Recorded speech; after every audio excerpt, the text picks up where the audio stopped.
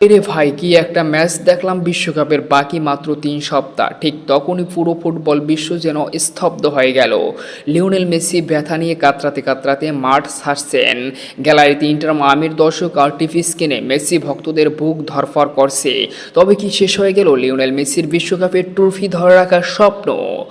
একটু থামুন, এই কান্নার ঠিক কয়েক মিনিট আগে আমেরিকার ফুটবল ইতিহাসে এক অবিশ্বাস্য পাগলামি ঘটে গেল, যেখানে এমএলএসে ইতিহাসে কখনোই এরকমের পাগলামি আর ঘটেনি। এক ম্যাচে 10 গোলের থেলার, যেখানে প্রথম অর্ধে এসেছে 8 গোল, লুইস সুয়ারেজের অবিশ্বাস্য হ্যাটট্রিক, পাশাপাশি মেসি জোড়া অ্যাসিস্টে ফিলাডেলফিয়াকে একেবারে উড়িয়ে দেয় ইন্টার মায়ামি। আজকের এই ভিডিওতে আমরা উন্মোচন করব ইন্টার মায়ামি ফিলাডেলফিয়া ম্যাচের ঐতিহাসিক 6-4 গোলের থেলারের ইনসাইড হিস্ট্রি, মেসি সুয়ারেজের ম্যাজিক এবং শেষ মুহূর্ত পর্যন্ত কি ঘটেছিল বিস্তারিত জানতে আমাদের সাথেই থাকুন।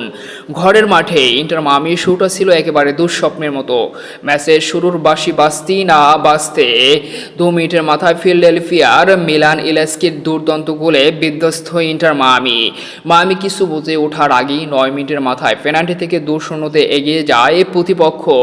এরপর যখন মাঠে ছিল লিওনেল মেসি, তখন ইন্টার মায়ামি যেন শান্ত ছিল। ম্যাচের 13তম মিনিটে লিওনেল মেসি ডি বক্সের ভিতরে দারুণ অ্যাসিস্ট থেকে বাটারম্যানের অসাধারণ ফিনিশে মায়ামি যেন গতি ফিরে পায়।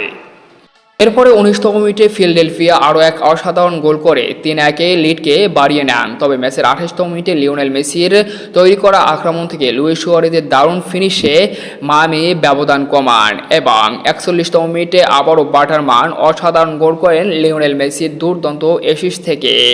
আবারও ইন্টার মায়ামি 3-3 সমতায় ফিরেন। এরপর 43তম মিনিটে আবারও সুয়ারেজের দুর্দান্ত গোল এবং প্রতিপক্ষ অর্ধাংশে যাওয়ার আগে আরও একটি দুর্দান্ত গোল করে 4-4 গোলের সমতা নিয়ে অর্ধাংশ পার করে ইন্টার মায়ামি এবং ফিলাডেলফিয়া। দ্বিতীয় অর্ধে মাঠে নেমে দু দলই গোলের ব্যবধান বাড়াতে মরিয়া একের পর এক আক্রমণ। তবে ম্যাচের 80তম মিনিটে লুইস সুয়ারেজ দুর্দান্ত এক গোলে হ্যাটট্রিক পূরণ করেন এবং ইন্টার মায়ামি 5-4 গোলের ব্যবধানে এগিয়ে যায়। এবং ম্যাচের একেবারে 92তম মিনিটে লুইস সুয়ারেজের অ্যাসিস্ট থেকে অসাধারণ গোল করেন রদ্রিগো ডি পল। দারুণ ফিনিশে ইন্টার মায়ামিকে 6-4 গোলের ব্যবধানে এগিয়ে নিয়ে যান এবং দুর্দান্ত এক জয় নিশ্চিত করে।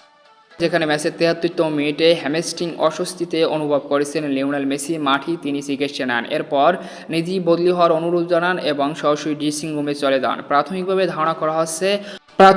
ধারণা করা হচ্ছে সর্বশেষ কোপা আমেরিকায় যে সমস্যাটা হয়েছিল সেটাই তিনি একটু ভুগছেন। তবে স্বস্তির খবর, ইনজুরি তত্ত্ব গুরুতর নয়। বিশ্বকাপের আগেই তিনি সুস্থ হয়ে যাবেন, হয়তোবা 2-1 সপ্তাহ রেস্ট নিলেই তিনি পরিপূর্ণভাবে আবারও রিদমে ফিরে আসবেন। তো মেসি ভক্তদের জন্য তেমন টেনশনের কোনো কারণ নাই। আশা করা যাচ্ছে তিনি বিশ্বকাপে পরিপূর্ণ ফিট হিসেবে আমরা মেসিকে পাবো।